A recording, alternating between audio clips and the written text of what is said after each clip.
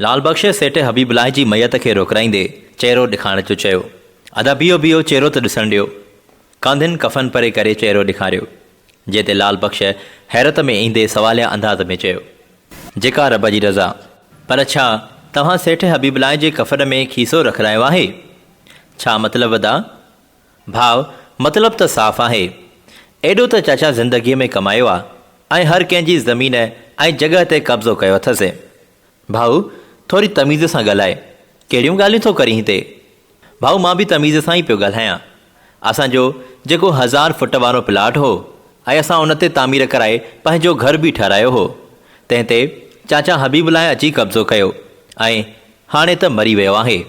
मां हाणे ॾिसण आयो आहियां त चाचा कंहिंजो प्लाट पाण सां गॾु खयूं पियो वञे ऐं कंहिंजो घर पाण सां गॾु क़बर में खयूं पियो वञे। भाउ, मरण खां पोइ भला को पाण सां कुझु गॾु खणी वेंदो आहे छा? त प्यारा मुस्लमान भाइरो, मां बि त तव्हांखे इहा ई ॻाल्हि थो करणु चाहियां। इन ई ॻाल्हि ते त थोरो सोचियो। इंसानु मरी वेंदो आहे त छा खणी वेंदो आहे पाण सां गॾु? ख़ाली हथे आयो हो ऐं ख़ाली ई हथे वापसि हलियो वेंदो। भाउ, अलाह जी रज़ा जे ख़ातिर खणी माफ़ु करेसि। अच्छा, अलाह जी रज़ा जे ख़ातिर मां त हिन खे माफ़ु करे छॾियां। ओ भाउ, मां त माफ़ु करे ई छॾींदुसि, पर इन ई जे करे असांजो वालिद साहिबु हिन दुनिया मां हलियो वियो। असांजे घर ते कब्ज़ो कयईं, असांखे थाणनि जा चकर काटरायईं, असांखे पूरे इलाइक़े में ज़लीलो ख़्वार कयईं। चलो, पोइ बि मां हिन खे माफ़ु करे थो छॾियां, पर इन ई जे इंतज़ार में मथे मुंहिंजो वालिद साहिबु वेठो हूंदो। जीअं ई मथे पहुचंदो त इन जे ग़रीबान खां पकिड़े ज़रूरु पंहिंजे हक़ जो हिसाब किताब वठंदो त कीअं पराए हक़ ते कब्ज़ो कबो आहे। ओ भाउ, छा मतिलबु ग़रीबान पकड़ींदो? बदतमीज़ी पियो करी? तव्हां जनाज़े जी तौहीन पिया करियो?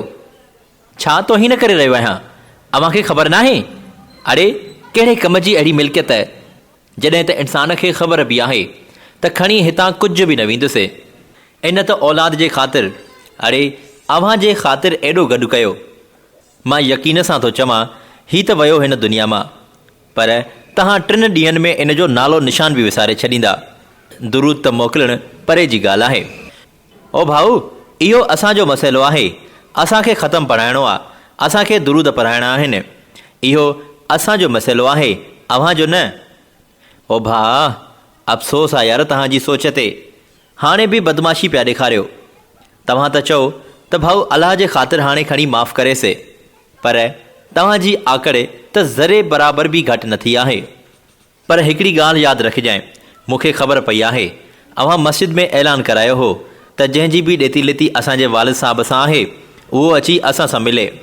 आउं पंहिंजो हक़ु न छॾण वारो आहियां। अड़े, ॾियो न असांजो हक़ु, जॾहिं त तव्हांखे पूरी ख़बर बि आहे त कंहिंजो हक़ु आहे ऐं कंहिंजो न।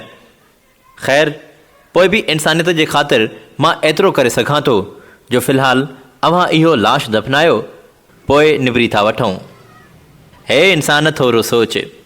ख़ाली हथे आयो आहे, ख़ाली हथे वेंदे। वीडियो खे सदक़ाए जारिया सम्झी शेयर ज़रूरु कंदा। महिरबानी।